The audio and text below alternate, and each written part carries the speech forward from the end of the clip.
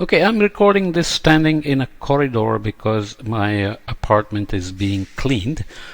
This I wanted to do a separate podcast on cement because cement does get a lot of attention and it deserves it in terms of its outsized impact on CO2 emissions and the global environment.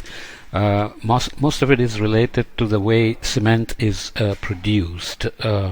So we'll look at that. If you, in this context of carbon footprints of things, from 10 grams to 100 grams to 1 kilogram, it's funny to put cement in here when you look at the larger context of how much of it gets used and how its use is increasing in amount. So let's start with this 1 kilogram of cement.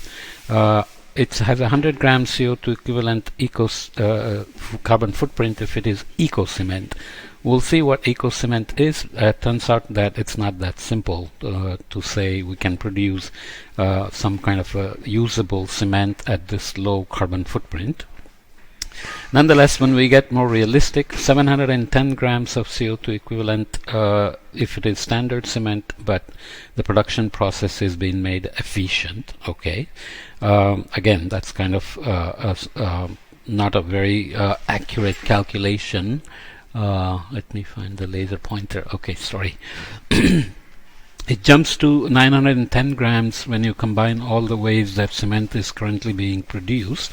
So the average is at 910 grams, and if there are inefficient production processes being still conducted, then it jumps to 1 kilogram. But again, this is not very accurate because inefficiencies could be very high as well.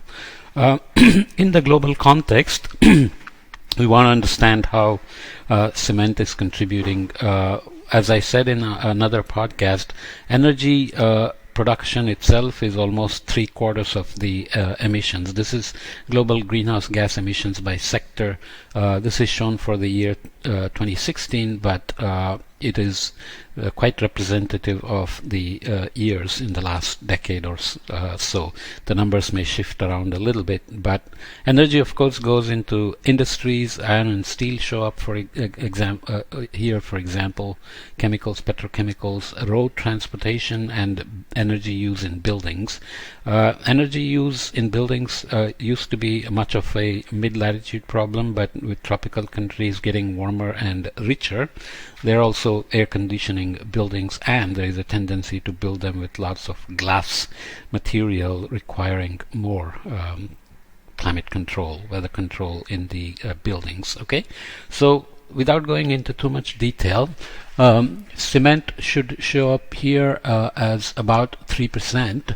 So here it is 3% of the total, which sounds like not much, but there is a lot of room for improvement there.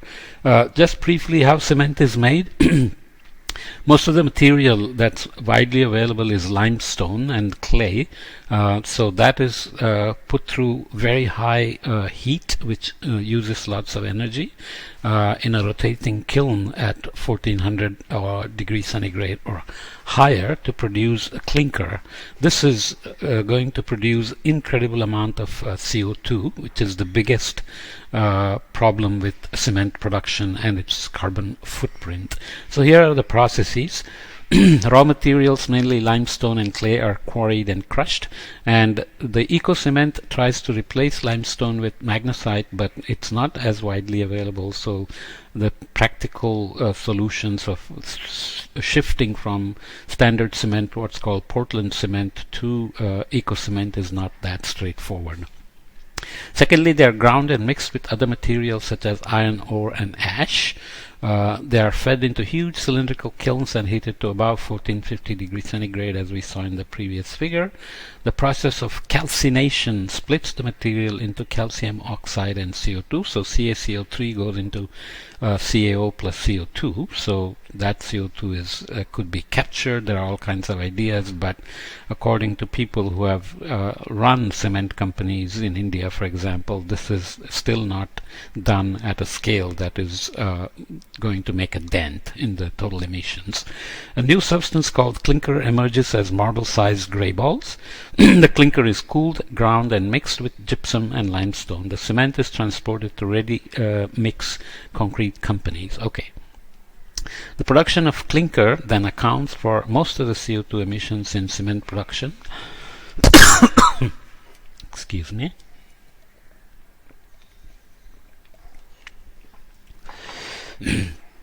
So here is more than 50% from process emissions and sorry, thermal emissions, which is the energy used for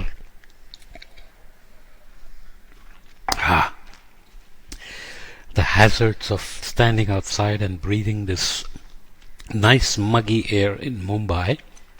Okay, so almost 90% of the CO2 emission is coming from the production and splitting of limestone to calcium oxide and CO2. But as countries begin to grow in economy, develop and build more and more infrastructure, housing, office buildings, etc., the cement production obviously has been growing steadily.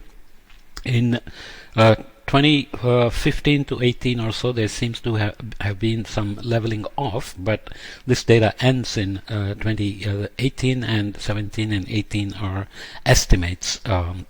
So 16 and 17 are estimates. Okay, so we have to be careful about that. Just to put in a couple of equations, here we are, limestone plus heat giving us calcium oxide plus CO2.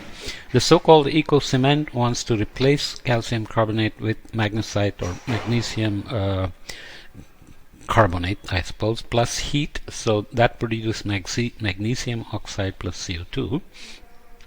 This cement, so-called eco-cement, is supposed to produce less CO2, as well as it's supposed to absorb back some of the CO2 while it sets as concrete, and there are ways to mix other things than fly ash and so on and so forth. So from what I understand, this is not yet really scalable enough to replace the traditional Portland cement. Okay.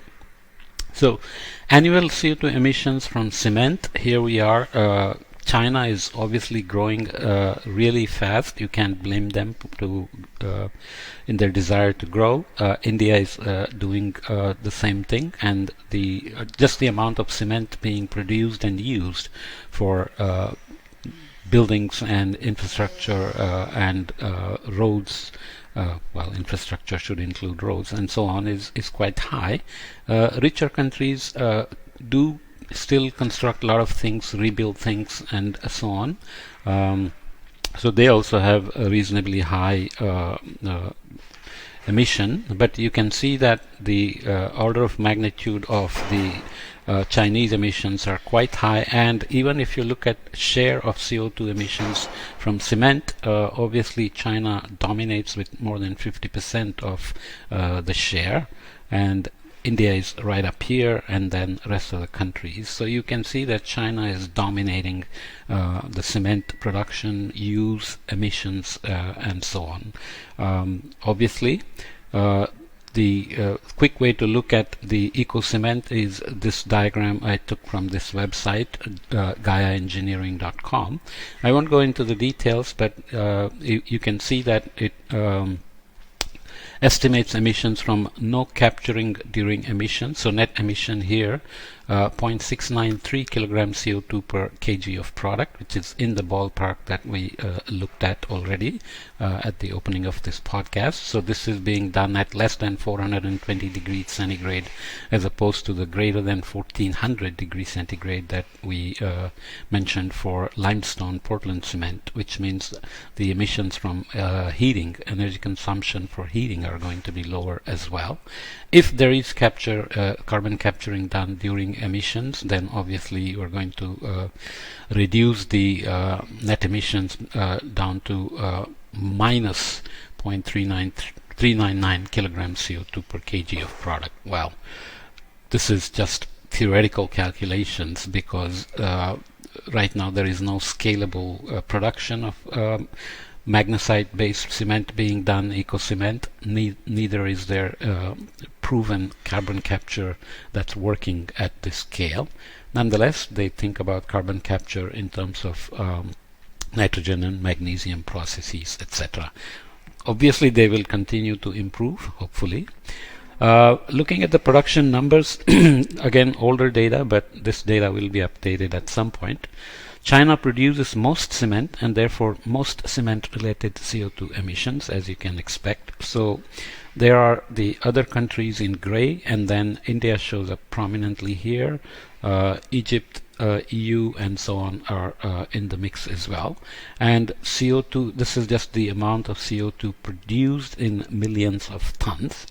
CO2 emissions from cement processes in millions of tons of CO2 again.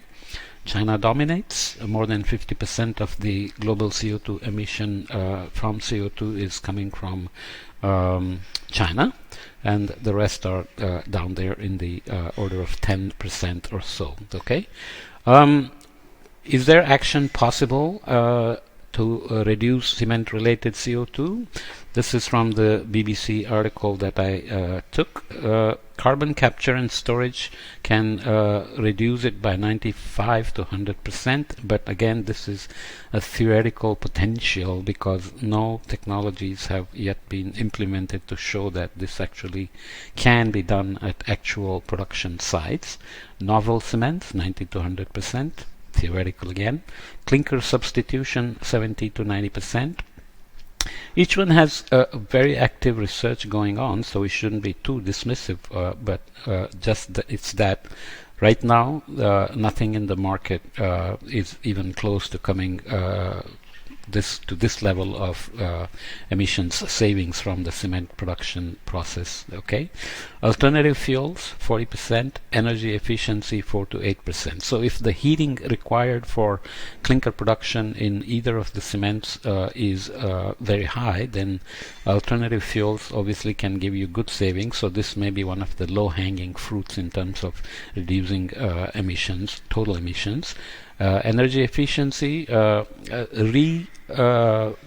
refurbishing or refitting the production companies to deal with efficiency improvements is not as easy when the corporations are under pressure to deliver profits, and there are lots of other considerations which may make it quite impossible to achieve energy efficiency. But most of the companies do boast of saving water, doing socially responsible things in the places they mine for limestone or put the cement plants. The pollution, particulate matter that's produced is thought of, and so on. And there are other ideas like biocement, where this biomason is growing bricks out of sand and bacteria. Question of scale again. How much are they producing? In the long run, what is the life cycle analysis of this? Because in a country, for example, like India, sand is already a huge problem in terms of taking cement and producing concrete for buildings. There are massive issues associated with sand mining unsustainably and creating lots of other unintended consequences, for example. But in the end, cement does produce beautiful things. This is a picture of Shanghai, tall buildings, bridges crisscrossing, and so on. So it is a miracle of human invention that has allowed us to build so much and assemble multi-storied high-rises in just a few days by bringing in prefabricated concrete blocks. China has become very good at assembling high-rises in just a few days, thanks to the miracle of cement, right? So it's always a question of how do we continue our lifestyle without making too much damage to the environment, too much irreversible damage to the environment, in addition to, of course,